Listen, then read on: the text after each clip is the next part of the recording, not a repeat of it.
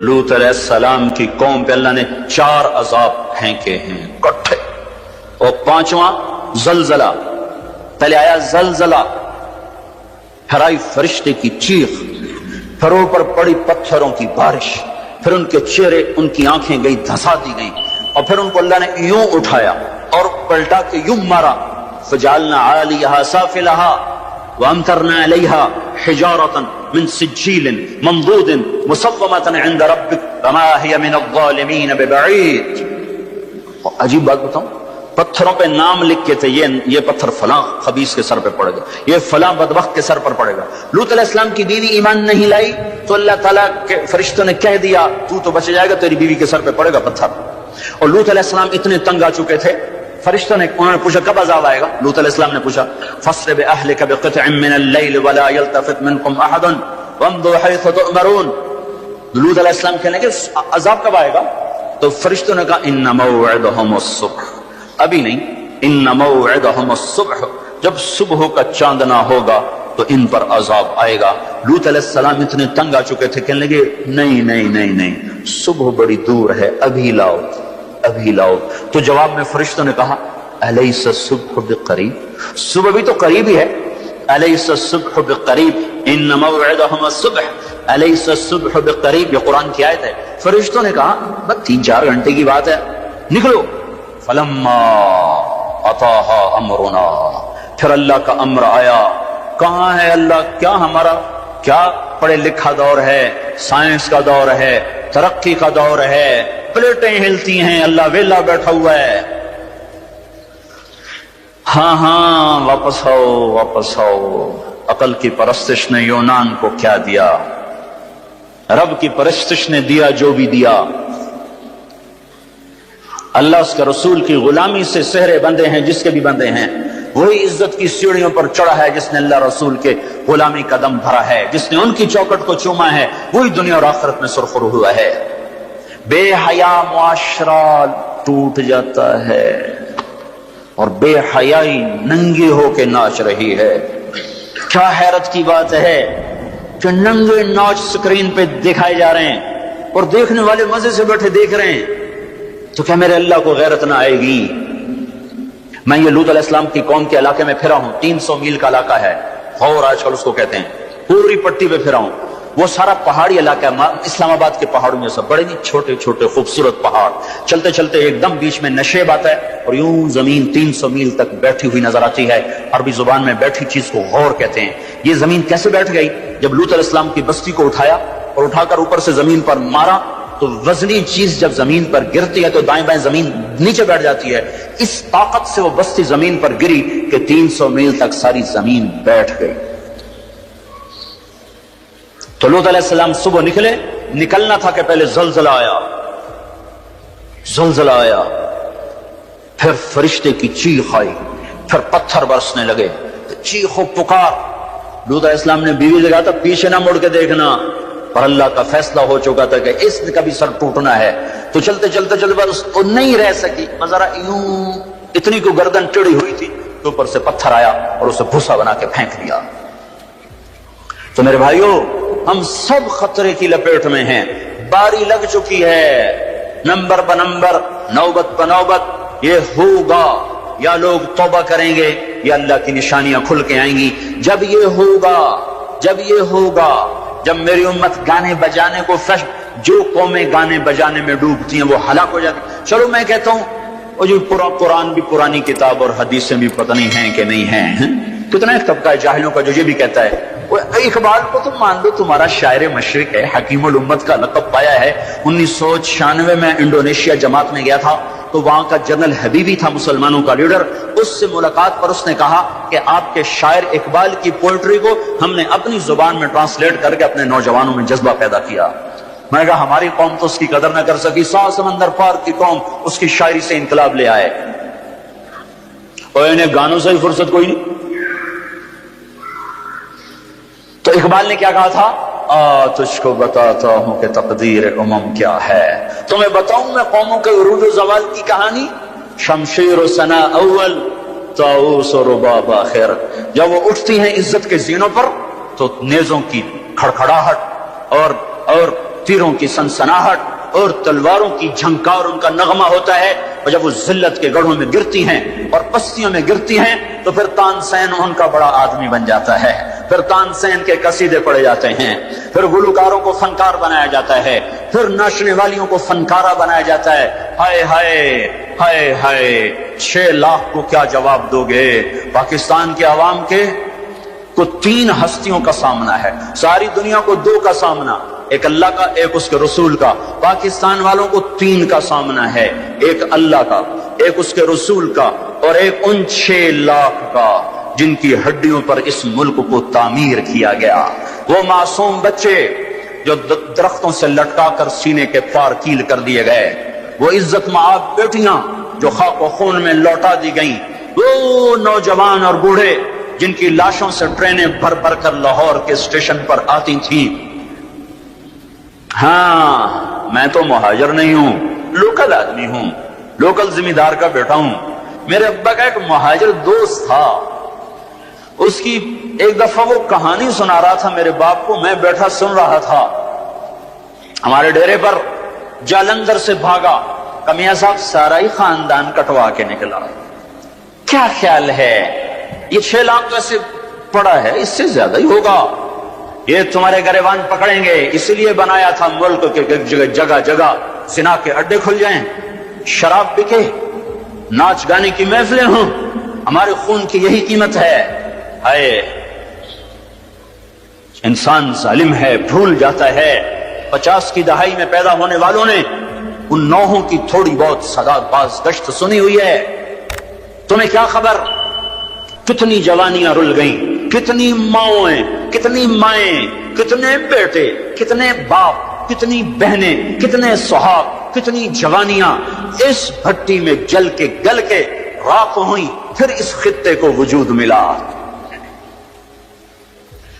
کہنے کہ میں رات کو چلتا تھا، دن کو چھپتا تھا کماد کے کھیت میں، پیچھے سکھ، آگے منزل کا پتہ کوئی نہیں کدھر جانا ہے۔ رخ لاہور کا تھا، پہنچ گیا دریائے ستلج۔ اس وقت ستلج زندہ تھا، اپنی روانیوں کے ساتھ بہتا تھا، ایسے سویا ہوا ستلج نہ تھا۔ اب آگے ستلج، پیچھے سکھ، یا کرپان پڑے یا پانی، 2 میں سے ایک ضرور ہے، یا اگر آگے موت یا پیچھے موت۔ کہ میرے جی میں آیا سکھوں کے ہاتھوں مرنے سے بہتر ہے پانی میں مر جاؤں۔ تیرنا نہیں آتا تھا کہ میں نے ایک لکڑی اٹھائی، اس کو آسرا بنایا، میں نے کہا مولا زندگی ہے تو پار لگا دے، تیرنا مجھے آتا نہیں۔ کہ میں اس لکڑی پہ بیٹھا اور ایسے ہی پانی کو ہٹاتا ہوا تھوڑا تھوڑا آگے بڑھا۔ جب ذرا سا میں بیچ گیا ہوں تو میں نے کیا دیکھا کہ سارا دریائے ستلج لاشوں سے بھر کے بہ رہا تھا۔ ان کو پانی نے کفن دیا، انہیں ستلج کی مچھلیوں نے قبر دی۔ یہ تم سے پوچھیں گے، بددانتوں سے پوچھیں گے، ظالموں سے پوچھیں گے، ان ناچنے والوں سے پوچھیں گے، اور یہ ناچ کی محفلیں سجانے والوں سے پوچھیں گے، ہماری ہڈیوں کی کیا قیمت ہے، ہمارے خون کی کیا قیمت ہے۔ کاش تم اپنی تاریخ ہی پڑھ لیتے۔ تاریخ اسلام چھوڑ دو، لمبا موضوع ہے، تاریخ پاکستان پڑھ لو، اور نہیں تو نسیم حجازی مرحوم کی خاک و خون پڑھ لو۔ میں نے اسکول لائف میں خاک و خون پڑھی تھی، 1 مہینہ میں روتا رہا تھا۔ میرا ایک بھانجا تھا، اس نے حفظ کیا، داڑھی منڈا دی، مجھے بڑا غم کہ یہ اس نے ظالم نے کیا ظلم کیا۔ اس نے کہیں خاک و خون پڑھی، اس نے ایسی توبہ کی، داڑھی بھی رکھ لی، پتلون بھی چھوڑ دی۔ اپنی تاریخ کو بھلا دینے والی قومیں بے نشان ہو جاتی ہیں۔ وہ قافلہ ہوتا ہے پر جس کی کوئی منزل نہ رہے، وہ راہی ہوتے ہیں جنہیں راستوں کی سمت کا کچھ پتہ نہیں رہتا۔ کھانا پینا یہ زندگی ہے، ہم کسی کام کے لیے آئے ہیں۔ اور کیا ہوگا؟ وَلُبِسَ الْحَرِيرُ، مرد ریشم پہنیں گے۔ اور کیا ہوگا؟ وَشُرِبَتِ الْخُمُورُ، شراب پی جائے گی۔ اور کیا ہوگا؟ وَلَعَنَ آخِرُ هَذِهِ الْأُمَّةِ أَوَّلَهَا، اس امت کے آج کے لوگ پہلے لوگوں کو گالیاں بکیں گے، دیوانہ کہیں گے، اونٹوں کے لوگ تھے، پتھروں کے لوگ تھے، خچروں کے لوگ تھے، کھوتوں کے لوگ تھے، ہم راکٹ والے، ہم راکٹ والے۔ اور تمہارا نبی گدھے پہ سوار رہا ہے، سواری عزت کی چیز ہوتی تو میرے نبی کو اللہ رات ہر وقت حاضر کرتا۔ اللہ کے نبی کے دو گدھے تھے، ایک کا نام عفیر تھا، ایک کا نام یعفور تھا۔ آپ کبھی اس پہ سوار ہوتے، کبھی اس پہ سوار ہوتے۔ پھر آپ نے خچر پر بھی سواری کی ہے، ایک کا نام دلدل تھا، ایک کا نام فضہ تھا۔ پھر آپ نے اونٹنی پر بھی سواری کی ہے، ایک کا نام عزبا تھا، ایک کا نام شہبا تھا، ایک کا نام جدعا تھا، ایک کا نام قصوا تھا۔ پھر آپ نے ایک اونٹ پر بھی سواری کی ہے، اس کا نام عسکر تھا۔ پھر آپ نے امت کے مالداروں کو بھی گنجائش دے دی۔ آپ نے گھوڑوں پر بھی سواری کی ہے، وہ چھوٹے موٹے گھوڑے بڑے عالی شان۔ ایک گھوڑے کا نام ورد تھا، ایک کا نام یعصوب تھا، ایک کا نام یعبوب تھا، ایک کا نام مرتجل تھا، ایک کا نام سقب تھا، ایک کا نام سبحہ تھا، ایک کا نام لیزاز تھا، ایک کا نام قراس تھا۔ یہ سارے حسین گھوڑے تھے جن پر آپ نے کبھی کبھی سواری فرمائی کہ اگر میری امت کا کوئی مالدار اچھی سواری رکھنا چاہے تو میں گنجائش دیتا جاؤں کہ میں صرف غریبوں کا نبی نہیں ہوں، مالداروں کا بھی نبی ہوں۔ یہ جب سب کچھ ہوگا، میں ساری کو ایک دفعہ دوبارہ دہراتا ہوں، اذا اتخذ الفیء دولا، جب حکومت کے کارندے بددیانت ہو جائیں گے، خزانہ خود لوٹ لیں گے، والامانۃ مغنما، عوام بھی بددیانت ہو جائیں گے، امانت کھا جائیں گے، والزکاۃ مغرما، زکات دینے والے زکات دینا چھوڑ دیں گے، وتعلم لغیر الدین، علم دین دنیا کمانے کے لیے ہوگا، واطاع الرجل زوجته، لوگ بیویوں کے فرما بردار، واقع امہ، ماؤں کے نافرمان، وادنى صدیقہ، دوست کا استقبال، واقصى اباہ، باپ کو ذلیل و خوار کریں گے، وصاد القبیلۃ فاسقہم، قبیلے کا سردار فاسق، وکان رئیس القوم ارذلہم، حکومت نااہل انسانوں کے ہاتھ میں، واکرم الرجل مخافۃ شرہ، ایک دوسرے کو سلام کریں گے بیچ میں نفرتیں چھپا کر، اور ظہرت وارتفعت الاصوات فی المساجد، اور مسجدوں میں لڑائیاں شروع ہو جائیں گی، وظہرت القینات والمعازف، گانا بجانا عام ہوگا، گانے والیاں محترم ہوں گی، ولبس الحریر، اور ریشم پہنا جائے گا، وشربت الخمور، اور شراب پی جائے گی، ولان آخر هذه الامت اولها، آج کے لوگ پچھلے لوگوں کو برا بھلا کہیں گے۔ جب یہ سب کچھ ہوگا تو پھر کچھ اور بھی ہوگا، وہ کیا ہوگا؟ فَلْيَرْتَكِبُوا عِنْدَ ذَلِكَ رِيحًا حَمْرَاء وَزَلْزَلَةً وَخَسْفًا وَقَذْفًا وَآيَاتٍ مُتَتَابِعَاتٍ، تو پھر میری امت انتظار کرے، ان پر ہوائیں پاگل بن کے جھپٹیں گی، ہواؤں کا رنگ سرخ ہو جائے گا، زمین زلزلوں پہ آ جائے گی، زمین میں دھسا دیے جائیں گے، پتھر برسا دیے جائیں گے، اور اوپر نیچے عذاب کے دہانے کھل جائیں گے۔ جب تک توبہ نہ ہوگی یہ راستہ بند نہ ہوگا، یہ پکڑ بند نہ ہوگی۔ میرے بھائیوں، آپ سب کی میں منت کرتا ہوں، ہاتھ جوڑتا ہوں، اور اعتکاف والوں کا شکر گزار ہوں کہ انہوں نے اللہ کے غصے کو ٹھنڈا کرنے والا کام کیا۔ آپ سب سے بھی کہتا ہوں کہ ہم سب اللہ کے دربار میں جھک کر توبہ کریں۔ یہ توبہ کا وقت ہے، یوم دعا منانے کی چیز نہیں ہے، وہ یہ رونے کی چیز ہے، رو کہ وہ روٹھا ہوا ہے، اور اسے منانا سب سے آسان ہے، سب سے آسان ہے۔ میرے ایک بزرگ مجھ سے ناراض ہو، ڈیرے میں، بھرے ڈیرے میں 1 گھنٹہ میں زمین پر بیٹھ کے ان کی منتیں کرتا رہا، زمین پر وہ چارپائی پر نوکر کھڑے ہوئے، رشتہ دار کھڑے ہوئے، اور میں معافی مانگ رہا ہوں کہ میں نہیں کرنا ہے، میں نے پتا ہے تو بڑا بڑا مولوی ہے، میں تینوں معاف نہیں کرنا۔ 1 گھنٹہ منتیں کروا کر پھر معاف کیا، خون کا قریبی رشتہ۔ اور میرا اللہ کیسا ہے؟ اے ہے یا ابن آدم لو بلغ الذنوب كعنان السماء ثم استغفرتنی غفرت لك ولا ابالی، میرا بندہ حوصلے نکال لے گناہ کرنے کے، اتنے کر کے اسلام آباد کو نہ بھر، اتنے کر کے پاکستان کو نہ بھر، ہند و سندھ کو نہ بھر، 7 زمینوں کو بھر دے، پھر تہ بتہ گناہوں کو رکھتا جا، اور خلاؤں کو بھر دے، چاند تاروں کی روشنی چھین لے، سورج کو کالا کر دے اپنے گناہوں سے، اور اپنے گناہوں کو میرے آسمان کی چھت کے ساتھ آ کر پھنسا دے۔ اتنے گناہ کرنے کے بعد تو نے ایک دفعہ اگر کہہ دیا یا اللہ معاف کر دے تو میں سارے معاف کر دوں گا، ولا ابالی، کوئی ہے مجھے پوچھنے والا؟ مجھے کوئی پوچھ سکتا ہے کہ کیوں معاف کیا؟ مجھے کوئی پرواہ نہیں ہے۔ تم توبہ کرنے والے بنو، مجھے معاف کرنے میں دیکھو گے کوئی دیر نہ لگے گی۔ من تقرب الی تلقیتہ من بعید، ساری زندگی کٹ گئی عشق بتا میں، مومن سے چوک ہو گئی، یا ویسے شاعری کی ترنگ میں کہہ دیا آخر عمر میں کیا خاک مسلمان ہوں گے، آخر عمر تو بہت زیادہ ہے، آخری سانس میں بھی توبہ کر لے تو اللہ گلے سے لگا لے۔ جو اپنے گناہوں کا بوجھ لے کر ندامت کے آنسو بہاتا ہوا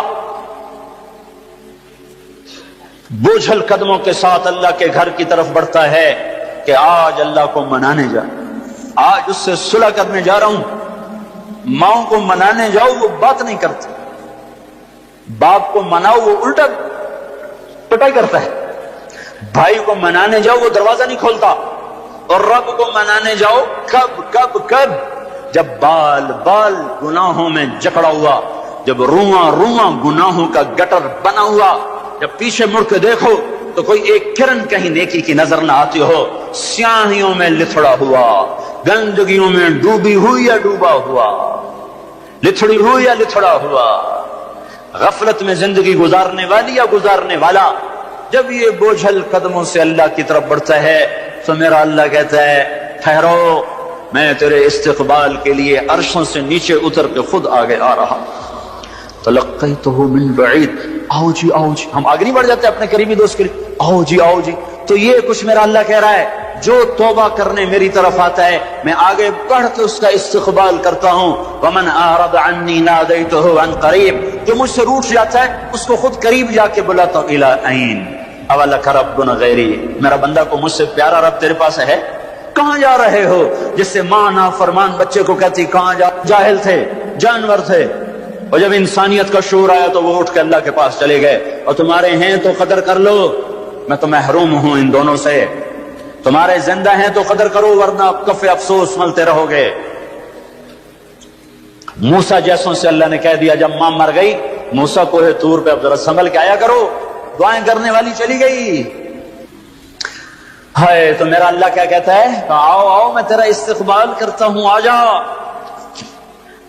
میرا بندہ کہاں جا رہا ہے؟ فَأَيْنَ تَذْهَبُونَ یا ایھا الانسان ما غرک بربک الکریم۔ کاش اس آیت کے اندر کا شہد میں آپ کو نکال کے دکھا سکتا، اس کے اندر میں اللہ کی محبت میں آپ کو دکھا سکتا کہ اللہ کیسے پکار رہا ہے، یا ایھا الانسان، او میرا بندہ، او میری بندی، کہاں جا رہے ہو؟ ما غرک بربک الکریم۔ اور کبھی رب بھی ظالم ہو سکتا ہے، تیری ماں تجھ پہ ظلم کر سکتی ہے، عین ممکن ہے کہ مائیں ظالم ہوں۔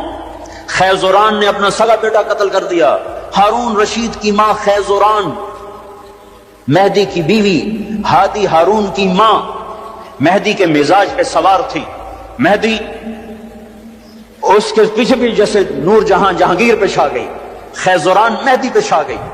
جب وہ مر گیا تو ہادی خلیفہ بنا، انہوں نے کہا اماں کا گھر کے اندر بیٹھنا، باہر نہیں آنا، چار دیواری میں تیرا ہر حکم چلے گا، حکومت کے معاملات میں دخل نہیں دینا۔ رات سوتے کو ماں نے مروا دیا۔ مائیں تو یہ ظلم کرتی چلی آئی ہیں، پر تیرا رب ہرگز ہرگز ہرگز ہرگز ہرگز کبھی ظلم نہیں کر سکتا، کبھی ظلم نہیں کر سکتا، کبھی ظلم نہیں کر سکتا۔ یہ بچے کیوں مر گئے؟ یہ معصوم کیوں مر گئے؟ یہ پتھر کیوں ہل گئے؟ یا غریب لوگ تھے ان کو کیوں پکڑ لیا؟ اور مت کرو یہ باتیں، مت کرو یہ باتیں، ان سے توبہ کرو، توبہ کرو، توبہ کرو۔ میرے اللہ سے زیادہ مہربان کوئی نہیں ہے، جنت کوئی مفت کا سودا ہے۔ وَلَنَبْلُوَنَّكُمْ بِالشَّيْءٍ، اور میں نے تمہیں آزمانا ہے دکھ دے کر بھی، سکھ دے کر بھی۔ وَنَبْلُوكُمْ بِالشَّرِّ وَالْخَيْرِ فِتْنَةً، میں نے تمہیں آزمانا ہے راحت دے کر بھی، مصیبت دے کر بھی۔ ما اصابکم من مصیبت فبما کسبت ایدیکم، جو تم پر مصیبت آئی ہے تمہارے ہاتھوں کی کمائی ہے۔ یہاں عذاب کی طرف اشارہ ہے، یہاں عذاب کو بتایا جا رہا ہے۔ ما اصابکم من مصیبت فباذن اللہ، تم پر جو مصیبت آئی ہے اللہ کے امر سے آئی ہے، یہاں امتحان کی طرف اشارہ ہے۔ سن لو، دو آیات آپ کو بتا رہا ہوں، دونوں کا مصداق الگ ہے۔ ما اصابکم من مصیبت فبما کسبت ایدیکم، تم پہ جو دکھ تکلیف آیا ہے تمہارے گناہوں کا نتیجہ ہے۔ ما اصابکم من مصیبت فباذن اللہ، تم پر جو مصیبت آئی ہے اللہ کی اجازت سے آئی ہے۔ یہ باذن اللہ، بما کسبت ایدیکم، بما کسبت ایدیکم پر جب زمین آسمان ہلتے ہیں تو اللہ کا عذاب ہوتا ہے، اور باذن اللہ پر جب زمین آسمان ہلتے ہیں تو اللہ کا امتحان ہوتا ہے۔ اچھا چلو، ان پر یہ تو گناہگار بھی ہوں گے، کون سے معصوم تھے، گناہگار بھی ہوں گے۔ اللہ تعالیٰ ایک حدیث میں آتا ہے اللہ اپنے بندے کے لیے جنت میں ایک مقام طے کرتا ہے، وہ اپنے عمل سے پہنچ نہیں پاتا تو اللہ اس کو مصیبت ڈال کے اس کو وہ مقام عطا فرما دیتا ہے۔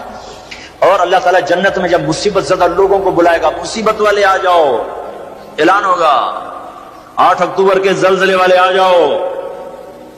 جب اللہ ان کو جنت کے درجات دے گا تو جو لوگ عافیت میں رہے ہوں گے وہ کہیں گے ہائے کاش دنیا میں ہمارے گوشت کینچیوں سے کاٹے جاتے اور ہمیں بھی یہ رتبہ مل جاتا۔